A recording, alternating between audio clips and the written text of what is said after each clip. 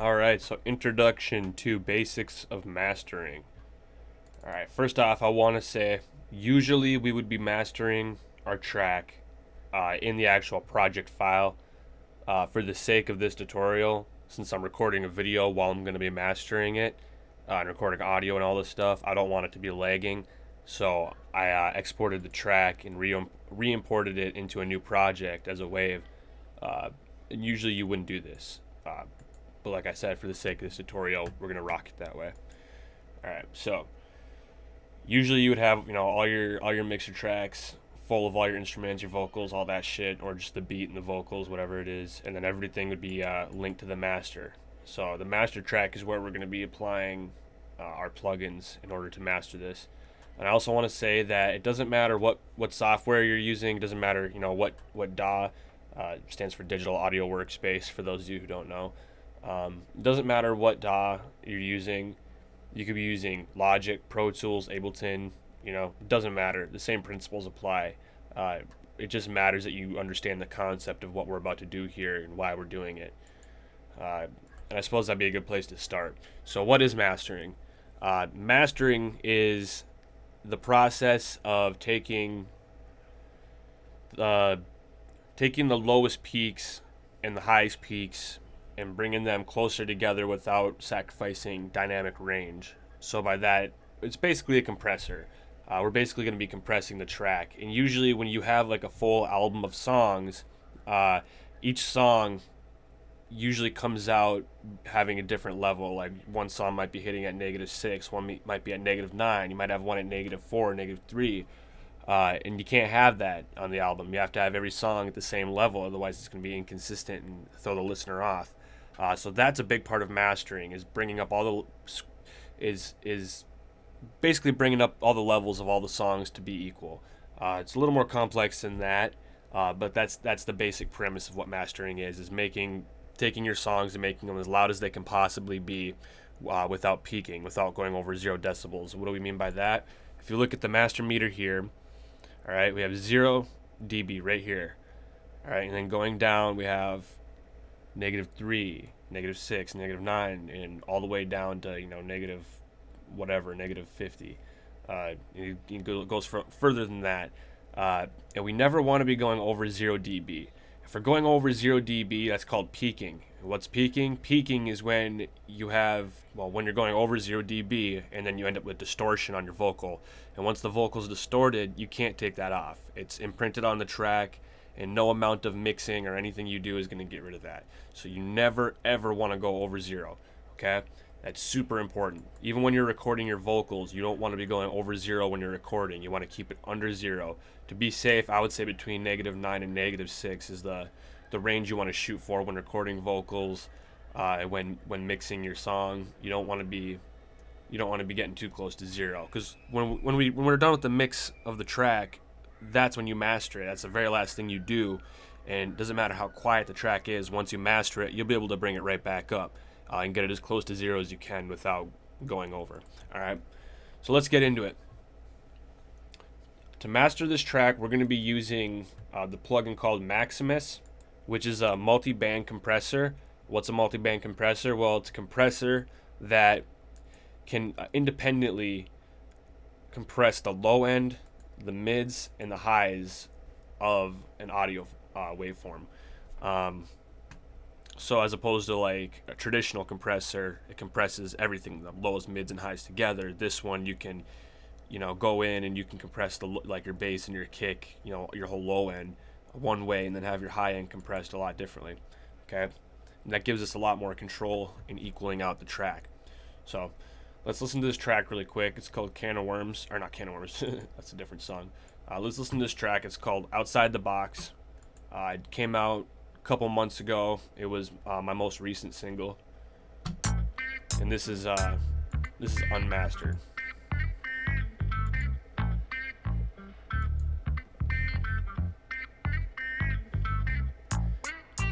And if you notice, we're pretty low on the master here. We're around negative 14 dB before vocals come in. I'm disrespectful, mental with this midget vengeful. Fuck a producer, I'm making murder my instrumental. You play it safe, compared to me, you kids are gentle. Fragile like the tip of a pencil, and you stick to the stencil. Now Now we're we're at stuck about in some negative sort of 8. de-evolution phase. People like you ruin the reputation of the human race. I put my size 11 up your ass and through your face. The world is dying quicker than a fucking tweaker losing weight. Quit acting so appalled, bullshit. So as you can see, we have a lot of headroom here between where the song is maxing out at and then to 0 dB. So what we're going to be doing is taking the lows, mids, and highs, making them all equal in the mix so that there's not like a huge difference in volume between them. And then we're going to be bringing everything back up. So it's kind of like what they do in the military. You break everybody down individually to bring them back up as a team. All right. So what we're going to do is we're going to find the loudest part of our song, which would generally be the hook. Never care what anybody else on. That's usually where we have the most instruments and stuff going on. So that's going to be where the peaks are getting the loudest at. Never care what anybody else on. Independent, I'ma put myself on. Outside the box, trying to ride a wave, fell wrong. I'm above it like a rogue hill. First thing we're going to do here with our multiband compressor Maximus, we're going to select the low end. All right. Then we're going to go all the way over to here. We're going to switch this to bands. Then we're going to click this icon so that way we can actually see Never care what these red anybody lines, else on. pink lines. Independent, I'ma put myself on. Without Outside that, the you can't box, see anything. trying to ride a wave, fell So that you wrong. can I'm see all above this. it like That way you can get kind of like a physical idea instead of just, you know, an audible idea. We're also going to solo out the low end, so that's all we're hearing. All right. So what we're about to do now is we're about to select what area is our low end, what's our mids, and what's our highs. All right. We do that with these two knobs, this low end knob and this high end knob. All right. So we're going to start by dragging our low end knob to the right into the mids. That way we can hear everything. And then we're going to drag it back until we can't hear the snare anymore, because the snare is usually where the mids start, and then hi-hat is where the highs start, but the bass and the kick is basically all you should have in your lows. So once you can't hear the snare anymore, that's generally where you want to stop.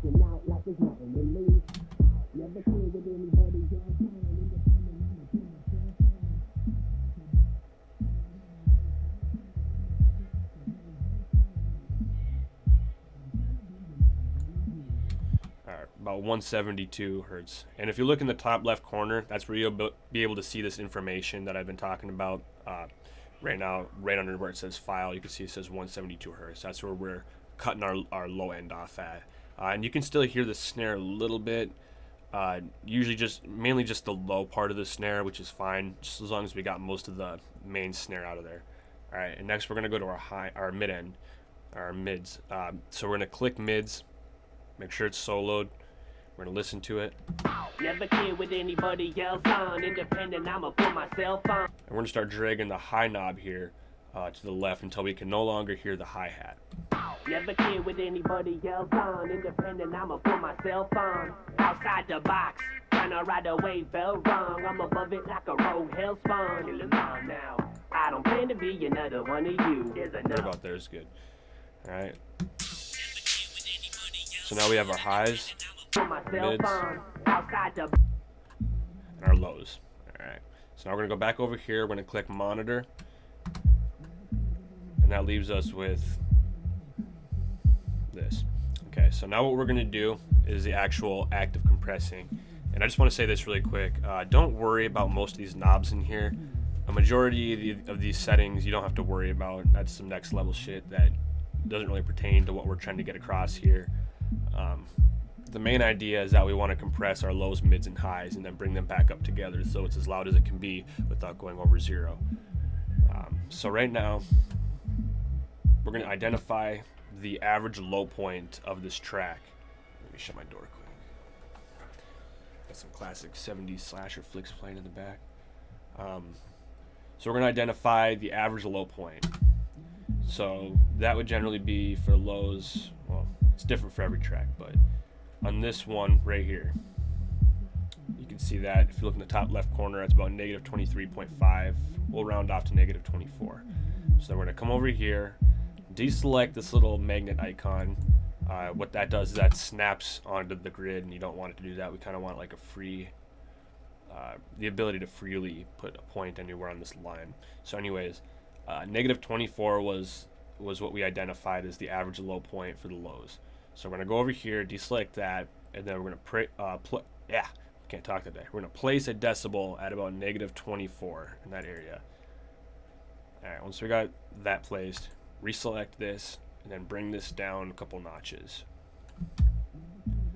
Now what that just did was it activated the compression. So this purple is how much is being reduced, how much is being pulled down from these peaks. And if we select this little purple icon, this little purple line right here, it'll show us what we're left with. So this is the after. We brought down the peaks probably a good 2 or 3 decibels. And we can bring this down a little more if we want some harder compression applied. I wouldn't bring it too much further past this point. This is kind of like the point of no return. That's really hard compression though, and we want to be subtle with this. We don't want to be compressing super hard. Everything we're doing is about subtle changes that all add up in the end. Okay, that's one thing I always talk about is subtlety. You don't want really drastic changes that are going to throw the listener off and ruin the vibe of the track and the feel of the track. So we're going to leave it right about here.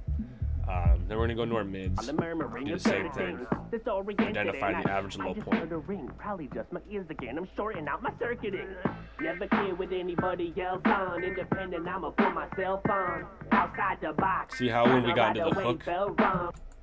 So this was the verse, quieter, right? And this is the hook, and that's why we listen to the hook when we do this. Never care with anybody else on, independent, I'ma put myself on. Outside the box. Tryna ride a wave felt wrong. I'm above it like a rogue hell spawn. Kill 'em all now. I don't plan to be another one of you. There's enough, and there's only one. So we're gonna put that at about negative 25. So go back over here, deselect the magnet, and go negative 25. Put that point on the line, and then we're gonna drag it down. Never care with anybody else on. Independent, I'ma put myself on. Doesn't look too bad. Outside the box. Okay, so now with the mids and the highs, we're going to take this release knob, we're going to bring it down a little bit. By doing that, it's going to make it so that the compressor pops back up a little faster. And these peaks, what we're looking for is for these peaks to kind of mimic what's going on down here. So right now they look kind of round, right? Well, after I just tweaked this release knob and brought it down, now watch.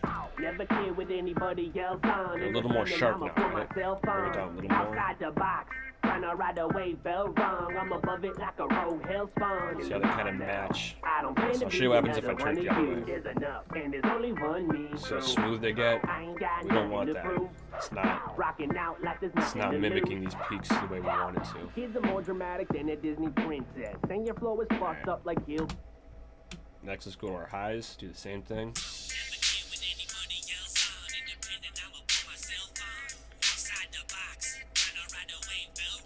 Looking at about negative 28, negative 29. So let's go negative 29 on it. Let's use the higher value.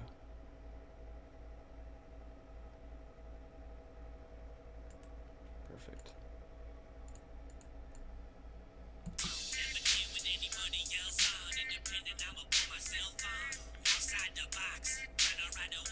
It's not bad. We'll bring this release knob down a little bit.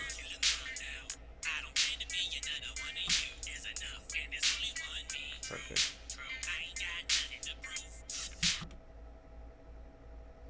Alright. So now we're going to go to our master track, and we're going to see what's going on here. Never care with anybody else on. Independent, I'ma put myself on. Outside the box. Tryna ride a wave felt wrong. I'm above it like a rogue hell spawn. Kill 'em all now. Alright, I'm going to let you guys hear the before and after.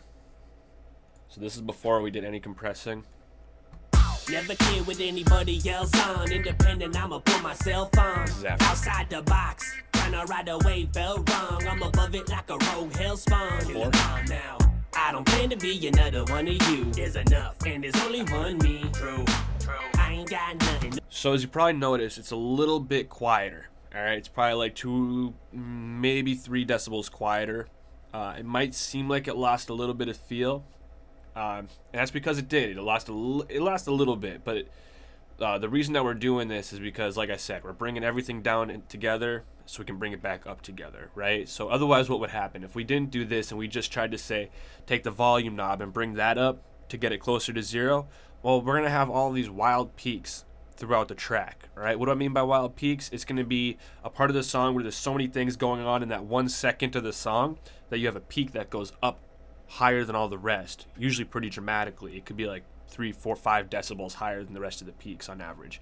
But by compressing everything, we're taking all those wild peaks and we're bringing them down to the average level that your peaks are supposed to hit at.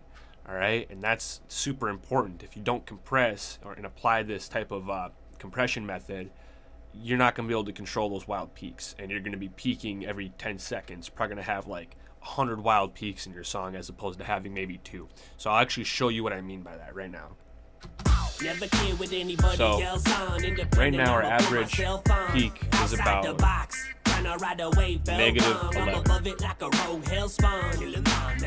But if you keep listening, you're going to see certain peaks that jump higher than that. I mean, this is after we compressed it, obviously, so all the peaks are pretty uniform right now. But we still have like a couple wild ones here and there. You'll see more visibly what I'm talking about in just a second. So what we're going to do here is we're going to add a tiny bit more compression to the master. We're going to find the average low point. About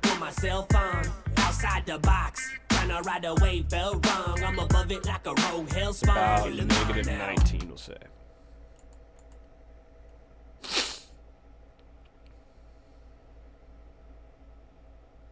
No, we'll go -19.9.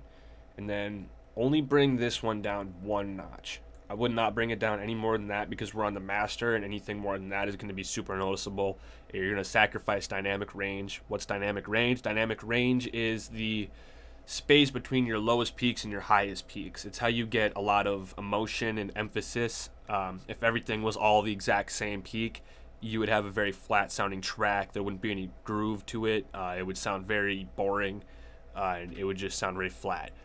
Dynamic range is super important, and when you compress, you're actually getting rid of you're not getting rid of, but you're lessening the dynamic range, which is important to do to avoid those wild peaks.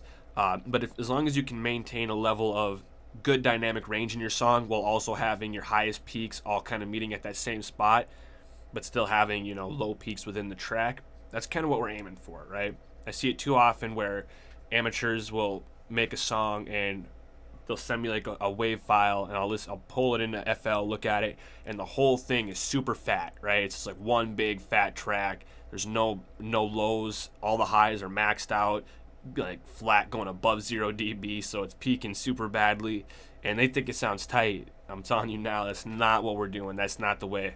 So yeah, so you want to be really subtle with this. So just bring it down 1 notch here, and that'll just apply a tiny bit of compression, right? So hit this purple line so get rid of so we don't have to see that, and now we're just seeing what we're actually left with. And now what we're going to do is the magic part. This is where we bring up the entire track together. All right, so we're going to go over to this blue post knob, and this is our post gain. All right, we're going to bring this up until we get our peaks as close to this blue line, or it's going to be a purple line, once we start bringing it up, as close to the purple line as we can, because that purple line will represent 0 dB. So I'll show you what I mean. Never care what anybody else on. Independent, I'ma put myself on. Outside the box. Alright. So see how these peaks are going above the purple line? That's peaking, and that's what we don't want. That's going over 0, and it may not sound distorted, but it has potential to be distorted. If you were listening on headphones or in your car, you might recognize that. It doesn't matter. We just don't want anything to go above 0. That's just a general rule of thumb, never go above 0 dB. So let's bring this down a little more.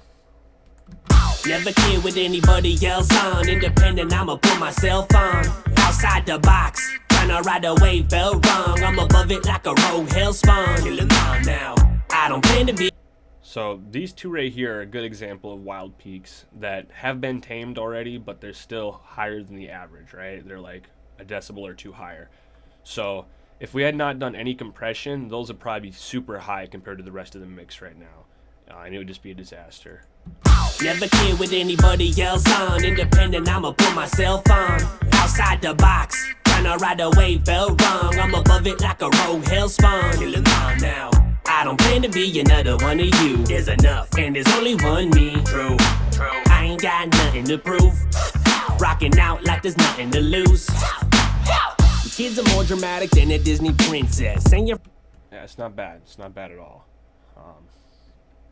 And see, there's still some room between the tops of these, the average space, the average peak. There's still room between that and 0 dB. But if I was to bring it up any higher, those wild peaks would be going over, and we don't want that. So right now there's decent dynamic range. You can still see we have lows here, and we still have high peaks. And that's good. That's what we want. Never care what anybody else on. Independent, I'ma put myself on. Outside the box, tryna ride a wave, felt wrong. And again, these are the ones that we don't want going over, and that's why we're not going to turn it up any higher than it is right now. And there is certain ways around that I can show you right now. Let's say that we did want to bring it up a little more. Never care what anybody else on. Independent, I'ma put myself on. Outside the box, tryna ride a wave. Never care what anybody else on. Independent, I'ma put myself on. Outside the box, tryna. Never care what anybody else on. Independent, I'ma put myself on. Outside the box, tryna. Okay, so we have some that are barely going over. So what we're gonna do here, so we're gonna go into our limiter. First thing we're gonna do, and by the way, a limiter is like a compressor, but instead of just bringing those peaks down when you pull the threshold down, instead of bringing the peaks down, it just squashes them completely. It slices them right off and flattens the peaks. So right now we're going to take our attack, bring it all the way down, release all the way down. That way our attack and release is super fast and instant. And all we're going to do now is we're going to take this green ceiling knob and we're going to bring it down about -0.4, -0.5, maybe even less, -0.3. Yeah, there we go, -0.3. All right, that barely brought the green line down below 0 dB. That's -0.3 below the 0 dB threshold. So why are we doing that? Well, that's our ceiling, which means that any peaks that hit that are going to be cut off. They're not going to go past that, and they're not going to go past 0 dB, and they're not going to get distorted. So watch. Never care what anybody else on. Independent, I'ma put myself on. Outside the box, tryna ride a wave, felt wrong. I'm above it like a rogue hell spawn. Kill 'em all now. Now, when you cut peaks off like this, though, you are losing a little bit of quality, and it depends on your personal preference if you want to do it like this or not. I personally don't like having my tips of my peaks all cut off like this. So we're going to go back into Maximus, and we're actually going to bring it down a tiny bit. And if you look in the top left corner, you can actually see how much gain is being applied. Right now we're doing about 10.9 decibels of gain. So let's see this now. Never care what anybody else on. Independent, I'ma put myself on. Outside the box, tryna ride a wave, felt wrong. I'm above it like a rogue hell spawn. Kill 'em all now. I don't plan to be an. There's still a lot of cutting being going on. We're gonna bring this about -10, 10.1. Never care what anybody else on. Independent, I'ma put myself on. Outside the box, tryna ride a wave, felt wrong. I'm above it like a rogue hell spawn. Kill 'em all now. I don't plan to be another one of you. We're actually gonna take our ceiling and we're gonna bring that up to about -0.2 instead of -0.3. Never care what anybody else on. Independent, I'ma put myself on. Outside the box, tryna ride a wave, felt wrong. I'm above it like a rogue hell spawn. Kill 'em all now. I don't plan to be another one of you. There's enough, and there's only one me. True. I ain't got nothing to prove. All right, and with those two things done, just adding a multiband compressor and a limiter, we've just mastered our track. That's it. That's all you got to do to master a song. I mean, yes, you can go more in depth and detailed to it, but this is the basic principle of what you're doing. And if you understand the concept of using a multiband compressor on your full song, then you'll understand the basics to mastering. And if you want to go more into it from there, I encourage you to do some more research on it. But if for now you're just looking to get your song sounding good and sounding as loud as it can be without being distorted and peaking, this is your best bet. And you don't need to use Maximus, and you don't need to use FL Studio. It doesn't matter what software you use. I'm sure there's a multiband compressor on it that you can, and it's just the same principles.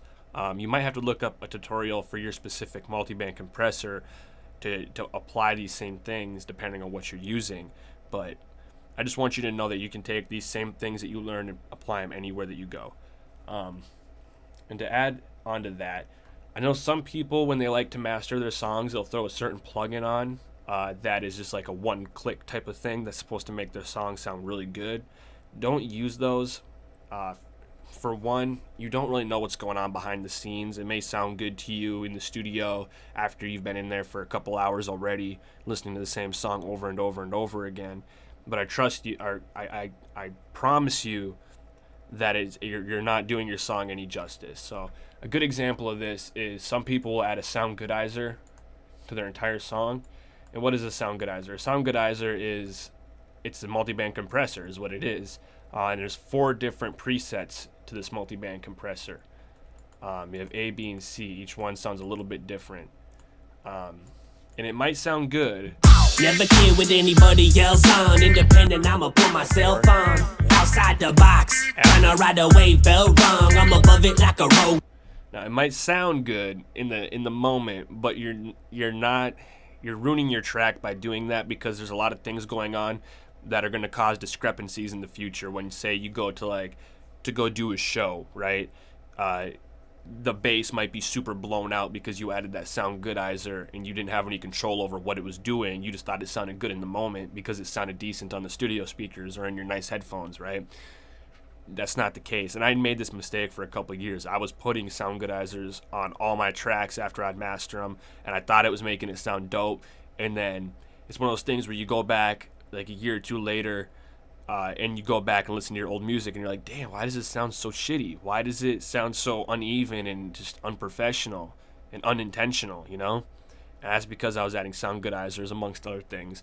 But when I stopped using the sound goodizer on my master, and only used it on individual instruments when I was mixing, that's when my stuff started to sound a lot better, right? So keep it simple and keep it subtle. With just Maximus, you're getting the job done just fine. And let's do it before and after really quick before we wrap it up. So this is before, or I'm actually gonna do it like this. If you click this button, it'll mute all the effects. So this is the song before. Never care what anybody else on. Independent, I'ma put myself on. This is after. Never care what anybody else on. Independent, I'ma put myself on. Outside the box. So I just want to say quick that just because a song sounds louder doesn't mean that the quality is necessarily better, right? And that's a common misconception. People think because something sounds louder and has more power to it that it's higher quality, and that's not the case. So for the sake of that, we're actually going to bring down our post gain to meet kind of where the song was before we brought it up, so I can show you the actual quality difference one more time. So let's see, where's our song hitting? Never care what anybody else on. Independent, I'ma put myself on. Outside the box, tryna ride away. Right about -6.7. Never care what anybody else on. Independent, I'ma put myself on. Outside the box, tryna ride a wave, felt wrong. I'm above it. Never care what any. So this is before. Never care what anybody else on. Independent, I'ma put myself on. Outside the box, tryna ride a wave, felt wrong. I'm above it like a rogue hell spawn. Kill 'em all now. I don't plan to be another one of you. There's enough, and there's only one me. True. I ain't got nothing to prove. Rocking out like this. It's very subtle. But again, it's one of those things that you would definitely tell the difference if you were listening to it on certain speaker systems, like in the club, you know, at the bar, or in the car. It doesn't really matter. I mean, that's the biggest thing, is that you also want to speaker test your song on several different systems before you even think about releasing it, right? Like, as soon as you finish the mix and master on a track, you should be going out to your car, your truck, and you should be listening to that shit a few times, trying to pinpoint any problems with the mix or the master, and then going back and fixing it, and then doing that over and over until you have like the perfect mix. And it helps to use other people's cars too. Like, you can go in your car, listen to this shit a few times, be like, okay, this is how it sounds in my car, I'm gonna go fix it up, come back, listen to it again in my car, but then I'm gonna go listen to it in my homie's car too. I'm gonna see how it sounds in his car, and then I'm gonna go listen to it in my dad's car or some shit, you know? So you just got to experiment, and you got to know how it sounds on different speaker systems all over the place, you know? And if you do that, then by the time you release your song, it's going to be perfect. It's going to be ready to go. So just keep that in mind. This has been Introduction to the Basics of Mastering. I hope you guys got some value out of this video. I know that when I learned how to master like this, it changed my whole sound completely, and people started telling me my mixes and masters sounded really good. People started trying to pay me just to do it for them, and that could be you too, right? You don't have to just be a rapper or a producer. You could be an engineer too and start charging for these services. I mean, this knowledge is key. I'm telling you, the more you know, the higher your value is as a person. So keep learning, keep studying, keep doing your research. Never stop growing, and just keep going. All right, you guys have a great day.